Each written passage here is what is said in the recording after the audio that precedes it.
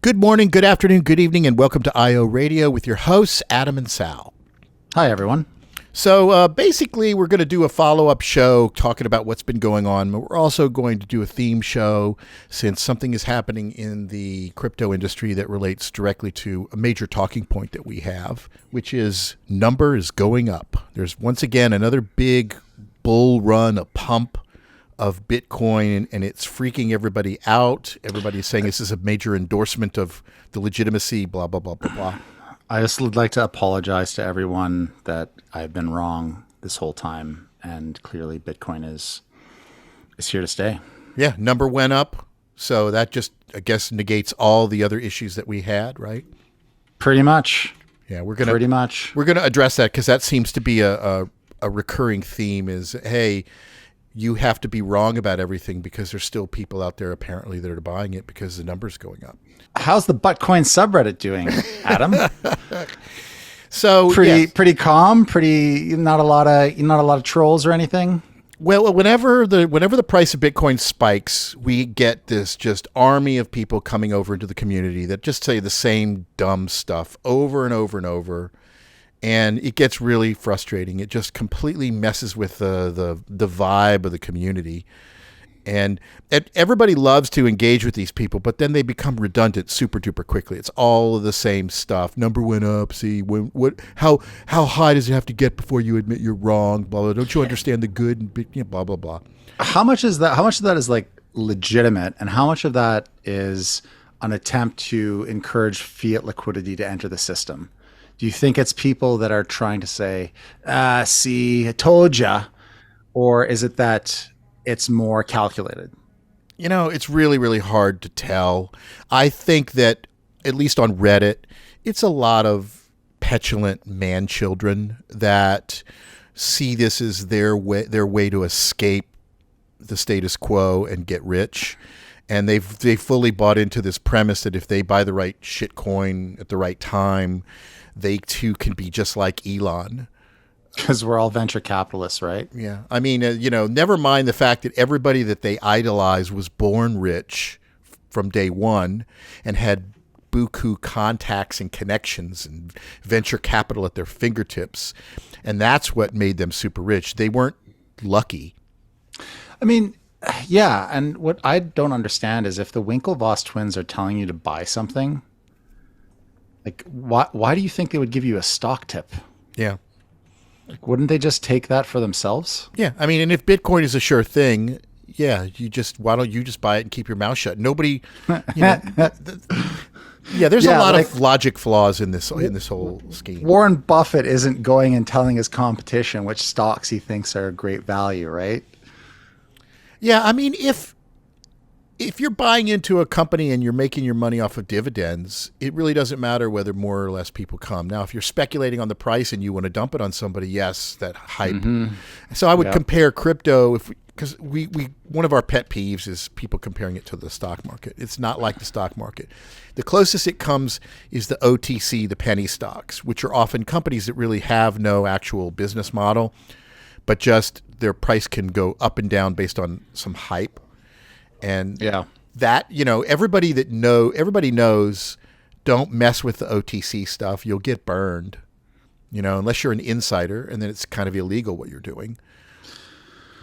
Well, there's a whole, basically, the profits are privatized, the costs are kind of socialized. So like if stocks go down, it's retail investors that are going to bear the brunt. People who are insiders, they have golden parachutes. The executives are going to be just fine if the company collapses. So, and they also are the ones who benefit the most if the price spikes. But speaking of prices spiking, I was reading Attack of the 50-Foot Blockchain. So David Gerard's and Amy Castor's newsletter. And they mentioned that in sort of concert with the Bitcoin price spiking, Tether just passed 100 billion USDT. Mm-hmm. And of course, that must just be a coincidence because as we both know, we have it on good authority that Tether isn't used to manipulate the price of Bitcoin, and the price of Bitcoin is totally legit there's a market after all. And of course, somebody calling themselves crypto critics believe Tether is fully backed. Like I watched a panel and there was a professor on there, and listen, Bitcoin, the price is legit. Which, by the way, I'm going to point this out. Bennett Tomlin and Cass Pianzi have continued to hide and will not answer the basic questions that we're asking, which is, who is the mysterious co-founder of Protos? That still remains unanswered. They think that we're attacking them because we have the audacity to ask them a basic question about who signs their paychecks. Yeah, or like, how does the company make money? Anyways, I think I'm done with it. I wanted people to know. I wanted people to make up their own minds, and I think based on the reaction, based on what's happened, people can do that. Yeah. At least the information's out there. If people go and look, they can decide for themselves. Listen, if you enjoy their content, watch it, enjoy it. Just do it with a bit of a grain of salt. Understand the perspective that I think sometimes isn't advanced quite so clearly. Well, we know that there are different factions of people that appear to be critical of crypto that really aren't in any general significant sense. They're critical of dumpster fires after they catch fire and are burning. Yeah. A sideshow. Yeah. And so that takes a lot of attention away from those of us that want to point out this emperor has been naked the entire time. And that's where I think we have a conflict with these people. And that's going to continue to remain a conflict until they recognize the emperor has no clothes. Tether has not been formally independently audited, so any speculation about whether it's backed is fucking bullshit. And if you're saying that, it's almost criminally negligent to infer what you believe in the absence of an industry standard way to remove all doubt that everybody else in creation adheres to, except for these bozos in the crypto industry. And I'm not going to ignore that, And as this number goes up, like you said, Sal, we've got $100+ billion of monopoly money in the crypto market that everybody wants to ignore for the most part, as if it's real liquidity. And it's not. So at some point, this is going to come crashing down. What we want to do is let people know that there's always been evidence from the beginning that this whole thing was a scam. And don't let people tell you, oh, it still has potential. That's not true. Because when it does come crashing down, you know what the media is going to say. You know what you're going to see on CNBC or on CNN. It's going to, we had no idea. How could we have known? Poor us. Refusing to listen to people that have been saying, hey. Or like the people that are selling this shit. Like, do you really think that the people who run BlackRock, who are cutthroat investors and run one of the most wealthy corporations on earth, do you really think they don't know what Bitcoin fundamentally is? Do you think that they don't understand the ROI model? Like, it's pretty transparent. It's a way for them to make money, so they're going to pursue it. They're selling shovels, tents, and pickaxes to idiots that are heading to Alaska for the gold rush. They don't even really care whether there's gold there or not. They just see an opportunity to take advantage of this rush of people. BlackRock sucks, in conclusion. and a podcast. Well, companies are going to do what companies are going to do. Their objective is to make money. Their objective is not to be moral or ethical or really care about the welfare of their customers. They're just supposed to create value for their shareholders. Oh, I remember what I was going to say, which was about, I have to take this back just a little bit, which is about Tether. I agree with what you're saying about Tether, about the audit. I don't know that I care as much if people say, well, Tether is fully backed. I think I care when they say, oh, Tether is fully backed. Oh, but it's criminal. And they kind of have this almost like a way of defending it, like providing some kind of deniability. Well, if you're saying that it's backed, and if you're saying that it's backed because of money laundering, that seems to be worse. Like, that's not better. Like, of course not. But see, this is a criminal thing. Like, that means that people should be people should be protesting this. There should be the agencies that are the law enforcement agencies that are responsible for this should be cracking down. The people should be arrested. Like, if that's how it's backed through money laundering, like, okay, that's not a defense. Well, nobody knows. Nobody knows because there's not been an audit done. Nobody knows where that money came from, and that's the problem. So again, the cart before the horse here is, where's the independent audit? The independent audit will not just tell you whether they're backed. It'll tell you where that money came from. That's important too. If people want to separate those two things and think, oh, it doesn't matter where the money came from as long as they're backed, that's still not part of the answer that people need. All that's going to do, if you just hear the first part of that sentence, is it legitimizes Bitcoin. That's all it does. So you hear Tether is backed. Okay. People believe the first thing they hear. So there are CEOs going on TV and saying Tether is backed. I've seen the money. And you have other people that are repeating it. And they're providing some, way to sort of escape criticism later down the road by saying, oh, and I think it's criminal, sort of whispering it after the fact. I think that, I don't know, to me, it's transparent why you need to legitimize Tether, because ultimately to legitimize Bitcoin, you have to legitimize Tether. So why there's this shift in terms of narrative, you can speculate for yourself. I think the nature of the crypto industry, its GDP is propaganda. That's what the crypto industry produces, is propaganda. And the fundamental component of this propaganda is confusion.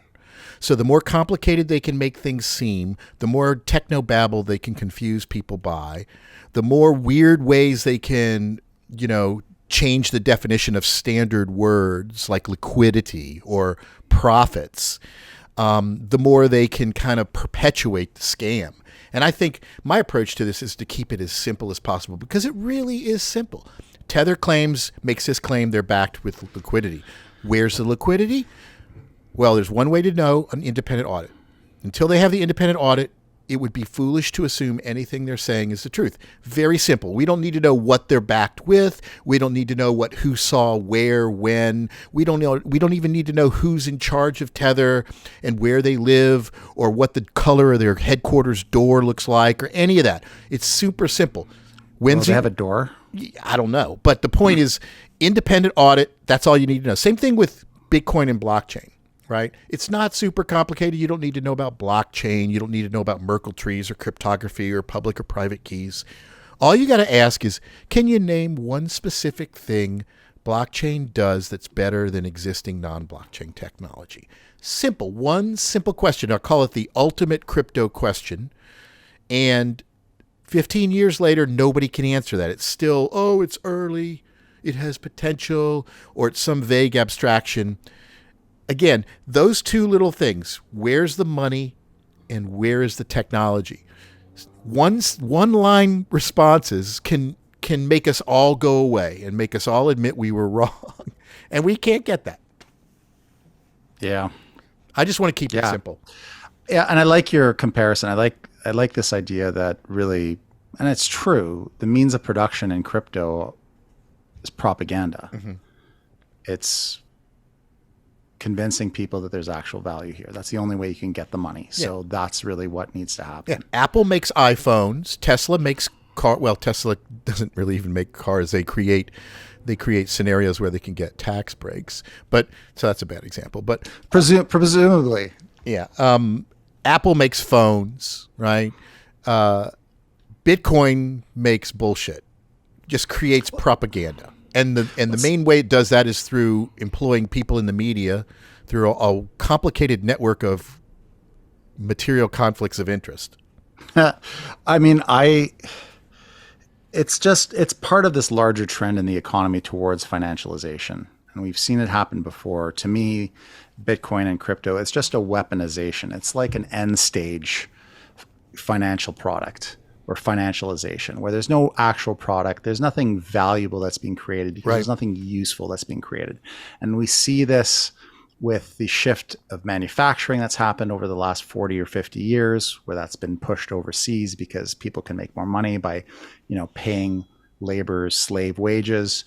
And it's continued. We now have far fewer people that are making useful, productive things. We have a lot of people that have part-time jobs that are working these MIC jobs, where there's, it's a service-based economy. It's a real problem. And so I think one of the reasons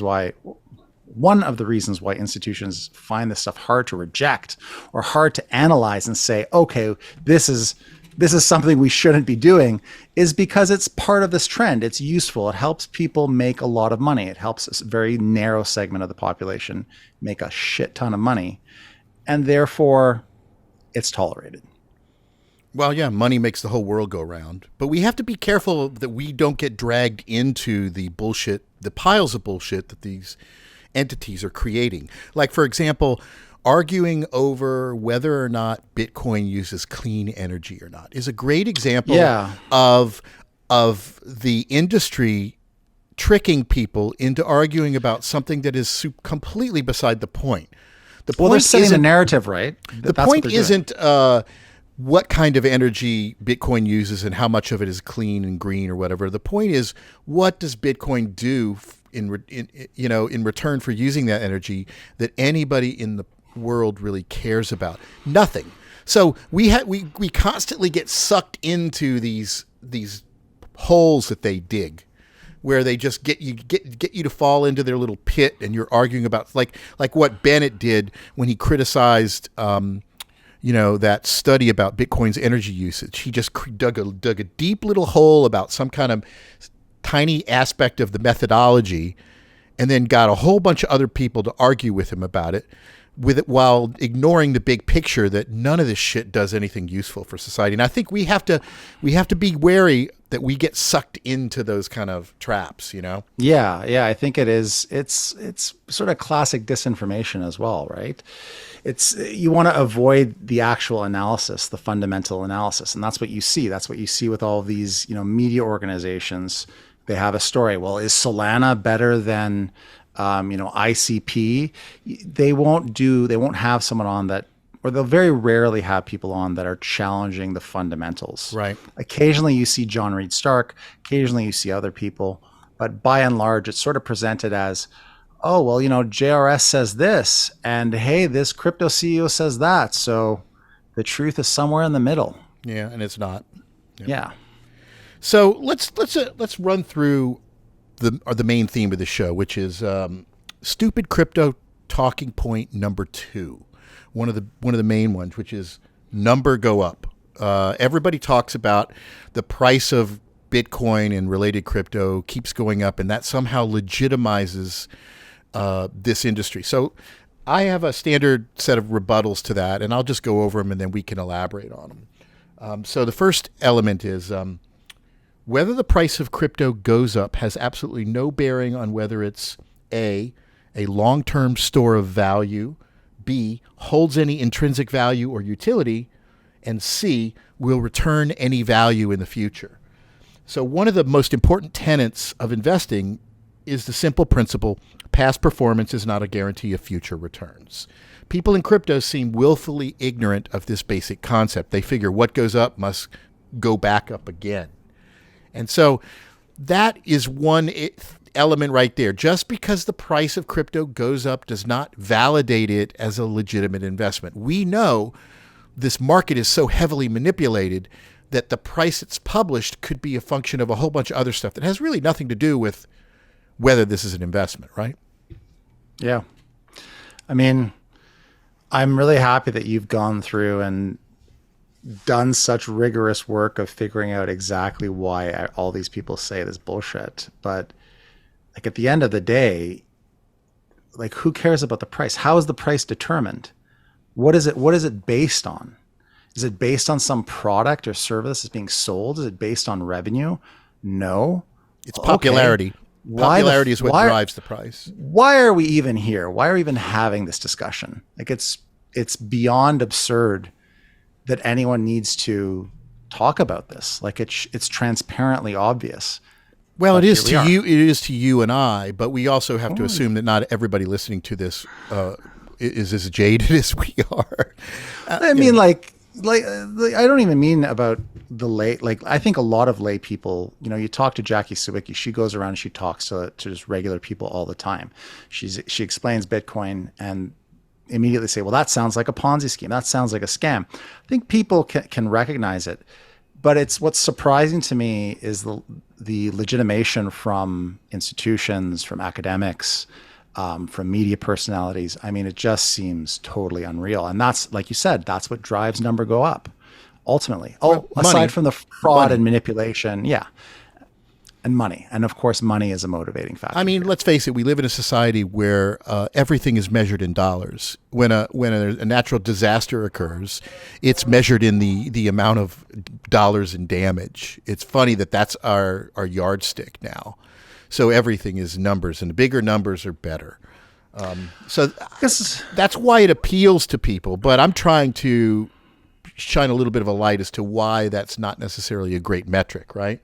So we know. So basically, since crypto doesn't perform anything useful for society, and I know some people will argue this, but again, that's a lost cause. Anybody that wants to come on the show and debate with us, you let me know. You can contact at IORadio.org and share with us your great wisdom that you want to do, and we'll put you on the show. But ultimately, this is a popularity thing. However popular Bitcoin is what reflects its price.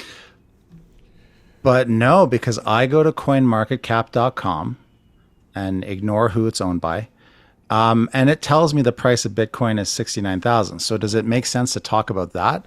Why is it that is it 69,000 right now? Oh, sorry. It'll probably be like, hold on. I'm creating disinformation myself. Yeah. Let's see. Coin market cap. How are we doing, Bitcoin? $66,000. Okay. $332. So it went up to about 68K and for a couple of minutes, and then it dropped back down. I figure a lot of people had sell orders at 69K. LOL. 69,320 or something. It went up to. I thought it was. People were asking. Yeah. Okay. People were asking about why for what, like 2 minutes it was that price. Well, some people were like, well, why didn't you guys set your sell orders to be at like 69,420? Yeah. So apparently it never hit that. So the price of crypto is a heavily manipulated figure published by shady, unregulated crypto exchanges that have systematically been caught manipulating the market. This has happened from the very beginning to the current day. The first rise of Bitcoin from $100 to $1,000 can be traced to some bots in the early exchange, Mt. Gox, I believe, that created a bunch of wash trading that drove the price up. Coinbase has been sanctioned by the SEC for wash trading in the past, and we know from all these various studies that are out there that analyze the published trading transactions that these exchanges release that make it look very suspicious that this is not actually real people, this is not organic activity, it's a bunch of bots that are doing arbitrage to try to keep the price up. There's tremendous amounts of evidence for that, and it would be reasonable to not assume it's all natural when none of these exchanges are in any way regulated like traditional banks or brokerage firms. This is the thing. People love to compare crypto exchanges to stock exchanges, but these crypto exchanges are located, most of them are outside of the United States. They're headquartered in shady countries with very lax regulations. There's no oversight. There's no SEC that's charged with keeping Binance or Bitfinex honest or anything like that. Coinbase may be a public company, but the SEC, they're constantly battling with the SEC, trying to convince everybody that they are different from other, they don't have a brokerage license like a traditional brokerage or a bank. They don't have FDIC insured accounts for their customers. That would require them allowing the authorities much more purview over what's going on their books, and they don't have that. So it's just not the same. Yeah, I think earlier you said arbitrage and you meant to say wash trading, but whatever. I think arbitrage is part of that whole process. Well, arbitrage is when they're buying it in one place and selling it in another, and they're profiting off the difference, like what SBF did with. That's what I think a lot of these bots are doing. In Japan. I think these bots are front running the market, doing arbitrage, moving money. Wash trading as part of that. Yeah, and we know from every time we see one of these exchanges collapse, we get a little bit of a glimpse, and we find out that they all were colluding with each other. We know that FTX and Binance were in bed with each other, sending money back and forth, sending tokens back and forth. There's no reason to believe that any of the other exchanges aren't doing that regularly as well. Yeah, and I mean, you look at the numbers, you look at the market cap that's quoted all the time and is hyped to the general public, and who's setting these numbers? Well, it's sites like CoinMarketCap that are owned by Binance. Well, how much do you trust Binance? Right, none of them are regulated. Very much. This is where the simplicity comes into play. When you have an account at Coinbase or Binance or Bitfinex, you don't have the same consumer protections that you do in a regular bank. They're restricted from being banks for a number of different reasons, mainly because they don't want to comply with certain kinds of laws that are designed against fraud and money laundering. That's one of the reasons why there's this whole stable coin market, right? They play with this phony money that's supposed to be like fiat, but isn't real fiat. And that's their argument, that they're not actually laundering money. They're still just tokens. So they've created this an additional layer of abstraction with Tether and USDC and BUSD and all these other stable coins, none of which have been properly independently audited. So that is another thing that should set everybody's bullshit detector off, when there's supposedly Tether, USDT, being traded back and forth at every major exchange for Bitcoin, for Ethereum, for everything, as if it's $1. One Tether is treated like it's $1. And so when they list these prices, that's based on the liquidity that is contributed to the market by these stable coins that nobody has any idea where the actual liquidity is. So again, well, if you can just invent a stable coin and you own it, and you also are operating an exchange, you can just wash trade and just sell it for stable coins. Like, this is not a hard thing to understand. If you are running an investment fraud, you want to maximize the deposits and minimize the withdrawals. Well, if you can get people to withdraw, not in fiat currency, but in it's not getting them to, you force them to. You won't allow them or to you really force do it them any to. other way. Or whatever, or you just create barriers in terms of it's just so expensive to directly withdraw in fiat. It just makes more, okay, I'll just withdraw in Tether, and then I'll put that into Dogecoin, or I'll put it into these other crypto projects. Like, that's the goal. The goal is to keep you from taking out your fiat liquidity. If you own Bitcoin, just, you know what, go and take out your money. Go and see how easy that you have 100,000 Bitcoin. See if you can actually get money for that. Probably not. Well, this is, again, the eternal thing. How easy is it to cash out? Nobody really knows, because we don't know how much liquidity is in the market. In a traditional bank, they are audited regularly by independent agencies, and this is why nobody has lost money in an FDIC-insured account in more than 100 years. Because of the oversight and the transparency the banks have to submit to, not 100 years. Yes, it is. It's been more than 100 years, actually, in the United States. Sure about that? Yes, because the financial crash was only in the 30s. So,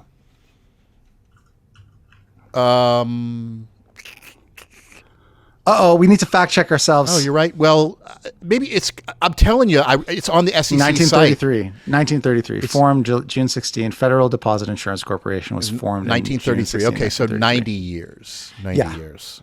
Just because you're going to be, well, he was wrong. I swear I saw... It's been a long time.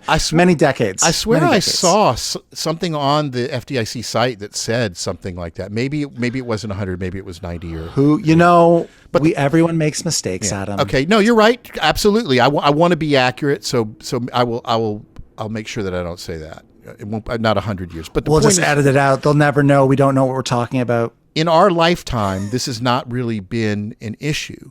And even though people go, oh, yeah, that's only up to 250,000. Actually, beyond 250,000, people have not lost their money either. And this is something that's on the FDIC's website. You can go look it up. I encourage people to check for themselves. But the point is, with that kind of regulatory oversight, there's a lot of consumer protections. None of that exists in the crypto market. So you don't really know what trading is really happening. You don't really know how much liquidity is there. This is why companies like Celsius and FTX, they just go poof out of nowhere, and everybody is scrambling to try to wonder where their money went. That never happens in a bank, because banks have checks and balances that do not exist in the crypto market. But crypto people love to borrow all the euphemisms from traditional finance. Like, they use the same terminology, like it's just like banks and deposits and transfers, but it's not the same. They don't have the same protections. These things are not licensed the same way. And that's something that you have to take into account. When they say the price is this, it's different than if a bank says, their interest rate is this, because there's a lot more rules and regulations. Absolutely. So another element, unless you want to say something.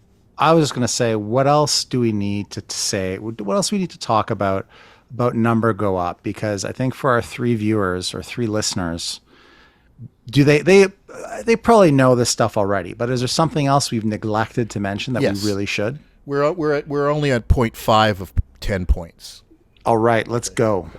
So 0.5 was talking about Tether and how there's a tremendous amount of fake monopoly money that's pumping up the market. So the whole idea of what the price of the market is an illusion based on that alone.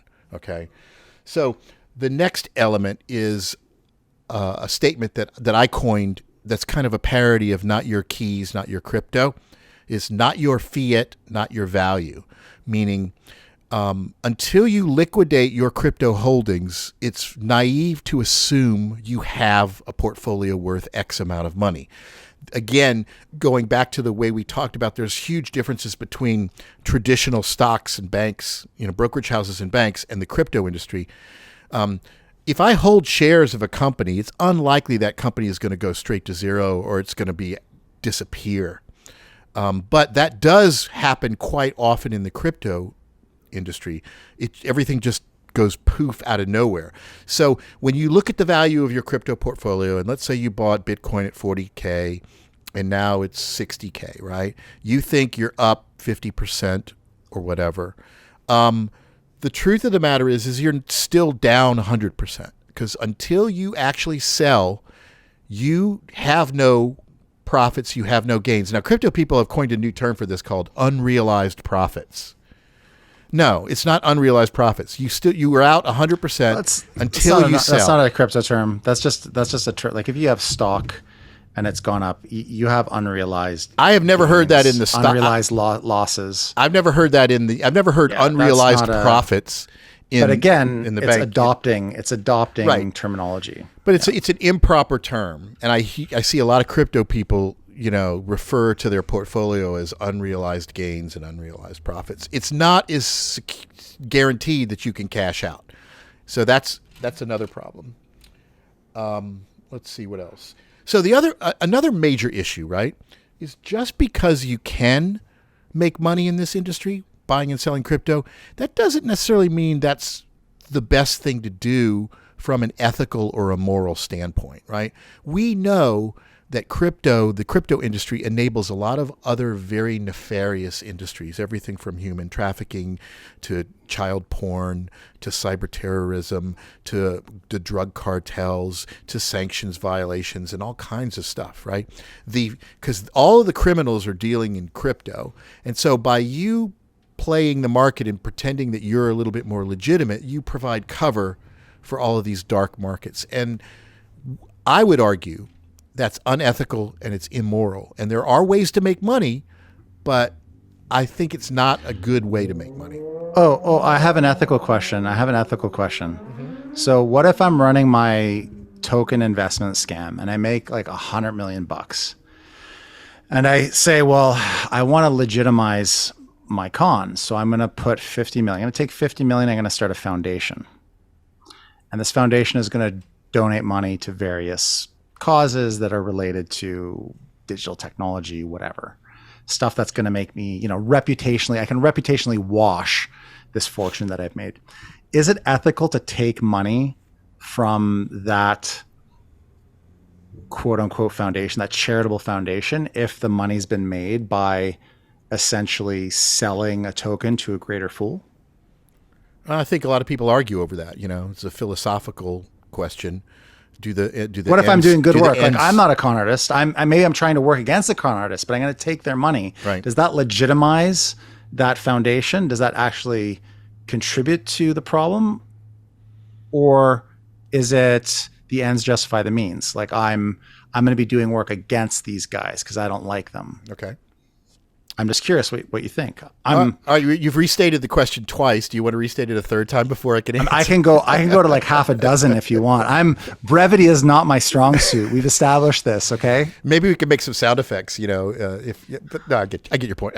Again, do the ends justify the means? It's a philosophical debate. I personally don't think that the ends justify the means, but I think this is one of those things Sam Bankman-Fried liked to kind of dwell upon. He liked to argue that if you can perpetuate evil in the process of what you personally believe is some greater good, that allows you to whitewash the evil. I think that's bullshit. But, there's all kinds of gray areas there, like the whole concept of eminent domain, right? Should it be okay for, say, a municipality to take somebody's property in order to create some kind of a project that would be for the greater public good?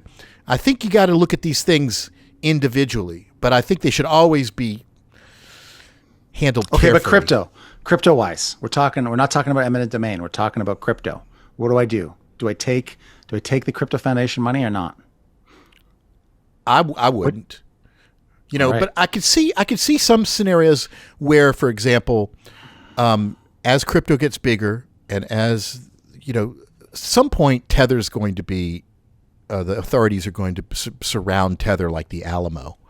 And when they do that, they're going to find out where all this money Tether supposedly came from.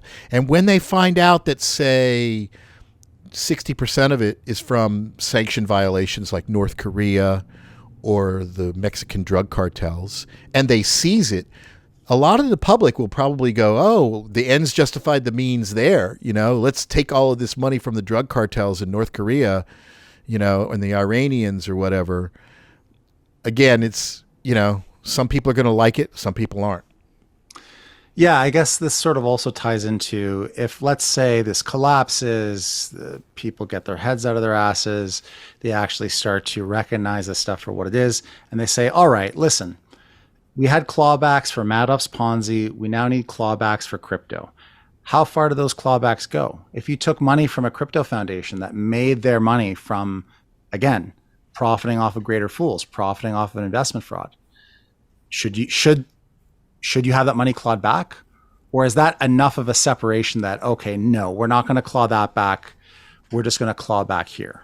How is that going to work? I think it's going to vary depending upon what the laws are of the jurisdictions that things are in. I think generally speaking, though, if you're committing criminal acts that generate profit, the law enforcement's not going to be too keen on you being able to do much with that profit. They're going to step in and take it. I think that's what their job is. But once you've transferred it to someone who's transferred it to someone else, effectively, how far do you go to claw stuff back? I guess that's my question. I don't know. I mean, I know that in the case of Bernie Madoff, there was a formula, right, of a certain amount of people that got a certain amount of money in a certain amount of time had to give it back. Yeah, they went pretty deep there. And I could see that, and I would be in support of that. If somebody made 1,000x on their investment, and you can claw that back, yeah, go for it. This is my subtle way of trying to start this discussion. This is the stuff that actually needs to be talked about. Should this stuff be clawed back or not? We shouldn't be talking about what SBF ate for breakfast in jail. These are the more interesting conversations to have. But we're nowhere near the authorities even getting to the point where they want to acknowledge that's something they can do. I have it on good authority that Gensler listens to this podcast. Well, I guess we'll see. So, sorry, I totally sidetracked you, and you were on, I think, number 7 or number 8. They're kind of all mixed up. But anyway, if you go to the Reddit, the Crypto Reality subreddit, or you go to our IORadio.org site, you'll see there's a list of tired crypto talking points, and you can find all these. This is number 2, and we touched on most of the issues. People say it's the best performing asset of the decade and all of that. And again, the argument there is that hindsight is 20/20. People often criticize us because our anti-crypto subreddit has been around for 10 years. And they're like, man, if you bought Bitcoin back then, do you know how rich you would be? It doesn't work like that. Right now, there's something that we all can freely buy really cheaply that maybe in 10 years is going to be worth 100 times its value, but we don't know what that is. And I'm not beating myself up that I didn't know that a certain toy 10 years ago was going to be super valuable. And everybody seems to think that it was a no-brainer. You should have bought Bitcoin, and it wasn't. Bitcoin was just a stupid token that made no sense back then. It makes no sense now. But isn't that one of the traps you just described, which is they say it's the best performing asset? Well, that statement makes the assumption that it's an asset. Yeah, right. So it's not even that we have to dispute that it's the best performing asset of the decade. It's that we have to dispute Well, how is this an asset? It's Not like an asset. it's like if in the world of baseball cards, the Honus Wagner card is like the holy grail, right? And these early baseball cards were bundled with packs of cigarettes, and nobody paid for them. They were just kind of a little PR thing that the cigarette companies did. And Honus Wagner was not a fan of smoking, so he asked them to not put his card in the pack. So they stopped production on his card, so there was just a few of them out there. Now, at the time, nobody knew, nobody cared, and for many, many, many, many years, nobody cared about those cards or his card. It was only much, much later. And that's the nature of things that tend to increase exponentially in value over time. The whole point is that nobody knew. It was just pure dumb luck that evolved into a market. But it's even more, that makes sense. As the popularity of baseball grew, as the fan base grew, as this concept of baseball and trading and collectible cards grew, it makes sense that there'd be a demand for that because, okay, people like to collect things. But it was never considered an investment, right? Yeah, exactly. Now, I can go into the grocery store and I can go down the aisle, the cereal aisle, or I can even now go down the aisle of the soft drink aisle. And I will see limited edition versions of snack cakes and cereal and like Mountain Dew. Mountain Dew comes out with a special Halloween mystery flavor every Halloween that's clear, so you can't get a tip of what it's like based on the color of it or whatever.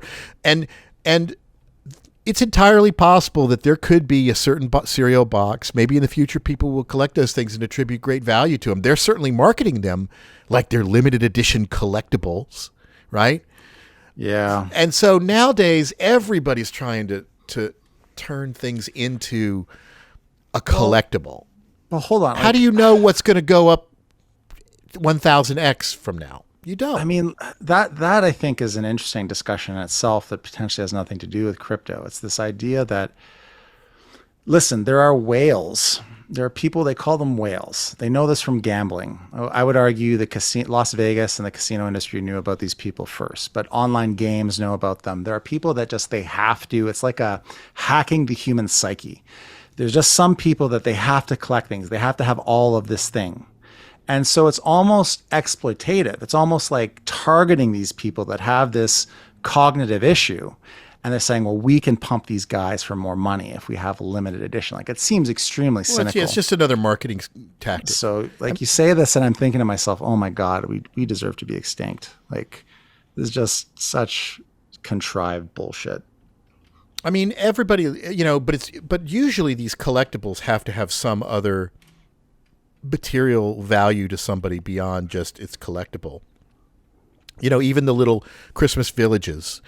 Every Christmas, your grandma would be really excited about laying out the little village, and every year she would get some new one. Here's the candy shop, and here's the tailor, and here's the little ice rink, and now they light up, and that gave them joy. And then suddenly they started retiring certain models, and then they became more valuable. Same thing with the Hallmark Christmas ornaments. The vast majority of people that acquire these things are probably not looking at them as speculative commodities that they could retire on with the proceeds from later. Same thing with Magic the Gathering. When it first came out, it was a card game. Nobody knew that one card would be worth $40,000. Hey, listen, man, I could have had those Black Lotuses. I played Magic the Gathering back then. I could have bought those things for like $40 a piece. I had one. A couple $100 a piece. I had one. I sold it. I made some good money on it, I bought a Black Lotus for $158 off of eBay. Oh my God. And I sold my collection for over $8,000, including the Black Lotus. It wasn't in the best condition, but I sold it a long time ago. I was happy to get that, but again, I'm not beating myself up because I didn't run around grabbing because back then you didn't know that. And the same thing applies to Bitcoin. The guy who traded 10,000 Bitcoin for 2 pizzas, he got the better deal at that time. There was no way of knowing that the value of it would skyrocket. Yeah. Well, I mean, it wasn't at Coinbase. They had a lawsuit and they argued in court that cryptocurrency was just like Beanie Babies. So that's an argument that's been presented A by the crypto speculative industry. commodity. Mm-hmm. It seems as though it is whatever it has to be at the time. Mm-hmm. If they have to defend it from regulators, well, it's this. If they have to promote it to people, well, then it's this. If that isn't gaining traction, oh, well, then it's this. It's an inflation hedge. Yeah.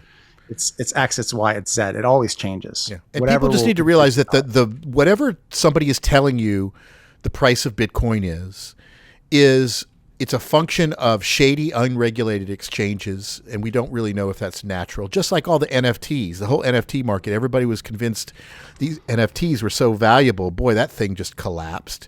It's because the people telling you what these prices were shady as fuck. And the same thing applies now. Even if there's more players and there seems to be more legitimate people involved, they all have their own conflicts of interest. They're all trying to profit by charging fees and doing arbitrage and exchange spreads for people that want to jump into the market. So they have a vested interest in perpetuating this illusion that it's an investment, but you're buying something that you can't do anything with except flip it to a greater fool. So at that price, it's just whatever price you can get, and that market is mathematically unsustainable. Yeah, I mean, I was talking to a neighbor the other day, and he's a younger guy. He's probably in his late 20s, and he does music on the side. He has a regular day job, he does music on the side. But he was telling me that he's also getting into these NFTs, that he's making some NFTs, and Adam, I didn't know what to say. I just sort of was like, all right, cool, man. Good luck with that. Yeah, I mean, like I say in my documentary at the very end, I understand the frustration people have, because it seems like you see these super rich people and then you realize you can't even afford, to get something repaired around your house. And it's depressing. It's depressing to see this disparity between you and everybody else, and they're all trying to convince you that you're just one notch away from being like them, and it's just not true. But that's that narrative that they need you to believe, just like in India, the caste systems where they convince these lower classes, don't buck the system, just do what you're told, and when you come back, you'll come back as a higher class of a person or creature. Or the Egyptian laborers who built the pyramids, and they're told, well, you're going to go to paradise forever. So these 40 years of toil, totally great investment, guys. Yeah. I mean, I understand that it's frustrating and people feel powerless and they feel like the whole system is rigged against them. But understand that that's what the people in power want you to believe. They want you to feel powerless. They want you not to feel like you have any control over your financial destiny, and therefore you have to put all your chips onto these crazy risky bets, which they will profit from without hardly any risk. Just gotta, And we all know the real solution is put your money in Bed Bath & Beyond. Yeah, but I mean, the exciting ways of creating value, or the reliable ways of creating value, are not exciting. They're kind of boring. Slow and steady wins the race. There's a reason for that. But remember, there's always going to be somebody who is driving around in their fancy Mary Kay pink Cadillac from selling all of the makeup and becoming really successful. But the odds of that happening to you if you join that MLM are very, very, very slim. And that's what you got to realize. For every person that's saying, I made a bunch of money in crypto, there's 1,000 people that lost their money that are not saying anything. And that's the way it is in any casino. That's why when somebody wins at a slot machine, there's bells and lights and whistles to distract you from the 99.99% of the people there that are just spending their grandkids' inheritance. Can't believe you're besmirching slot machines. That's a tried and true American stalwart of financial responsibility. You go to Vegas, play the penny slots, you win big. Okay, well, there you go. Wise words. Totally financial advice. This is financial advice. So yeah, to summarize, whatever Bitcoin is trading at is a function of popularity and hype. It still doesn't make Bitcoin any more useful for society. And this is the point that we need people to kind of stick on, right? Just because you can make money doesn't mean you should make money. And the odds of you actually really making life-changing amounts of money is incredibly, incredibly slim. Don't fall for it. Yes. Crypto bad. All right, so this is going to be an ongoing series of these things where we'll talk about some of these crypto talking points, usually when we don't have anything better prepared. Yeah. And, thanks everybody for listening. And so what you got going on, Sal? Are you working on anything interesting? I've been busy with real life. I've been working on some business stuff, doing some work for some clients, and I've been trying to write a few articles. I'm writing something about what I call speculative utility, which is this thing that I talked about, which is that Bitcoin seems to change what it's for constantly. So the question is, where else do you see that and why? Okay, yeah. And obviously, I just came out of this Twitter brawl with this dude, and I thought it was pretty amusing. It spawned a bunch of other people that want to debate me now, but I don't know how productive that's going to be. But I'm not going to turn anybody down that does want to engage with me. You're setting yourself up for a lot of time spent with. I mean, you wonder if they're just misinformed or if they're just trying to waste your time. Yeah, well, I think most of them taunt me publicly, and then when it comes time to line up, they all disappear. They make excuses. I'm currently arguing with one guy right now on the Ethereum subreddit he says he can destroy me, and I'm like, okay. And he wants to do it on Twitter Spaces, and I'm like, okay, but note that I'm not paying the Elon tax. I'm not paying that $8 a month, so I can do it. If you're paying it and you want to get the little blue check mark and be able to launch a space, you let me know, but I'm not doing that. Yeah. And I think that's his excuse to weasel out of the challenge, So, but if you do have a blue check mark, if you're one of the chosen ones that has paid the $8 a month, and you want to bring me in and try to own me, pwn me, bring it on. Good for you, Adam. I support you. I support you. All right. Well, thanks everybody for watching, listening, whatever. Take care.